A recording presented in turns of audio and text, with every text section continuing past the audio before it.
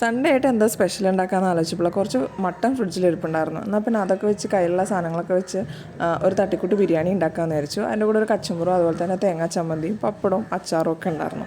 അപ്പോൾ 1/4 കിലോ മട്ടനാണ് കയ്യിലുണ്ടായിരുന്നത്. അതിൽ കുറച്ച് ഇഞ്ചി വെളുത്തുള്ളി പേസ്റ്റ്, ഉപ്പ്, മഞ്ഞൾപ്പൊടി, കുരുമുളക് ഇതെല്ലാം ചേർത്തൊന്ന് പ്രഷർ കുക്ക് ചെയ്തെടുക്കാം.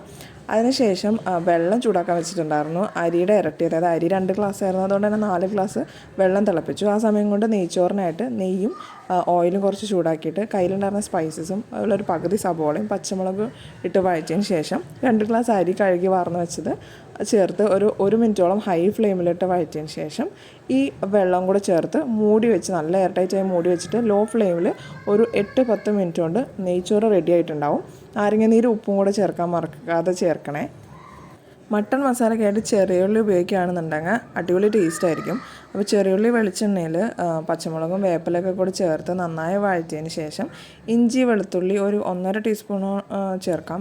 അതും ചേർത്ത് പച്ചമണം മാറുമ്പോഴത്തേനും ഒരു വലിയ പഴുത്ത തക്കാളി കൂടെ ചേർത്ത് നന്നായി വഴറ്റി മൂടി വയ്ക്കുക. അപ്പോൾ മൂടി വയ്ക്കുമ്പോഴത്തേനും ആ തക്കാളിയൊക്കെ നന്നായി ഉടഞ്ഞ് നല്ലൊരു കുഴമ്പ് രൂപത്തിലാവും. അപ്പോൾ മസാലയ്ക്ക് കുറച്ചുകൂടെ ടേസ്റ്റ് ഉണ്ടാവും. തക്കാളി നല്ലോണം ഉടയണ വരെ ഒന്ന് മൂടി വയ്ക്കുക. അതിനുശേഷം പൊടികളായിട്ട് ഒരു 1/4 ടീസ്പൂൺ മഞ്ഞൾപ്പൊടി, ഒരു 1/2 ടീസ്പൂൺ മുളക് പൊടി, കുരുമുളക് പൊടി, അതുപോലെ കുറച്ച് ഗരം മസാലയും കൂടെ ചേർത്തിട്ട് നന്നായി ഇളക്കി കൊടുക്കുക. അതിൻ്റെ ഒരു പച്ചമണം വിടുമ്പോഴത്തേനും നമുക്ക് വേവിച്ച് വെച്ച മട്ടൺ കൂടെ ഇതിലേക്ക് ചേർത്ത് കൊടുക്കാം. ആ വെള്ളത്തോടു കൂടെ തന്നെ ചേർക്കുക. എന്നിട്ട് നന്നായി ഇളക്കി ഉപ്പൊക്കെ പാകാക്കിയതിന് ശേഷം ഒന്ന് മൂടി വെച്ച് കൊടുക്കുക. അപ്പോൾ ആ ഫ്ലേവറൊക്കെ അതിലൊന്ന് മട്ടണിലൊക്കെ ഒന്ന് പിടിക്കുള്ളൂ. ഈ സമയത്ത് വേണമെന്നുണ്ടെങ്കിൽ കയ്യിലുണ്ടെങ്കിൽ ഒരു സ്പൂൺ തൈരും കൂടെ ചേർക്കാം. പച്ചച്ചമ്മന്തി ഉണ്ടാക്കാനായിട്ട് തേങ്ങ, ചെറിയുള്ളി, ഇഞ്ചി ഒരു ചെറിയ കഷ്ണം, വേപ്പില, മല്ലിയില, പുതിനയില ഇതെല്ലാം കൂടെ ചേർത്തിട്ട് നന്നായി ഒന്ന് അരയ്ക്കുക. ഉപ്പ് ചേർക്കാൻ മറക്കരുത്. അപ്പോൾ ചമ്മന്തി റെഡിയായ സമയം കൊണ്ട് മട്ടൺ മസാലയുടെ മുകളിൽ ഈ നെയ്ച്ചോറൊന്ന് തട്ടിക്കൊടുക്കുക. അതിനുശേഷം ദമ്മിടാനായിട്ട് മല്ലിയില, പുതിനയില, കുരുമുളക്, ഗരം മസാല, അതുപോലെ 2 ടീസ്പൂൺ നെയ്യ്, നാരങ്ങ നീര്, ഒരു നാരങ്ങയുടെ നീര് എടുത്തിട്ടുണ്ടായിരുന്നു. പിന്നെ ഒരു റോസ് വാട്ടർ ഒരു ചെറിയ സ്പൂണിൽ എടുത്തിട്ട് അതൊന്ന് വെള്ളത്തിൽ മിക്സ് ചെയ്തിട്ട് ഒന്ന് അതിൻ്റെ മുകളിൽ ഒഴിച്ചു കൊടുക്കുകയാണെന്നുണ്ടെങ്കിൽ നല്ലൊരു ഫ്ലേവർ കിട്ടും.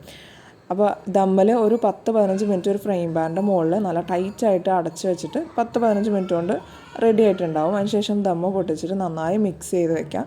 അപ്പോൾ ബിരിയാണി റെഡി. വളരെ സിമ്പിളാണ്. കയ്യിലുണ്ടായിരുന്ന സാധനങ്ങൾ മാത്രം വെച്ച് ഉണ്ടാക്കിയതാണ്. വീഡിയോ ഇഷ്ടപ്പെട്ടാൽ മറക്കാതെ സബ്സ്ക്രൈബ് ചെയ്യണേ.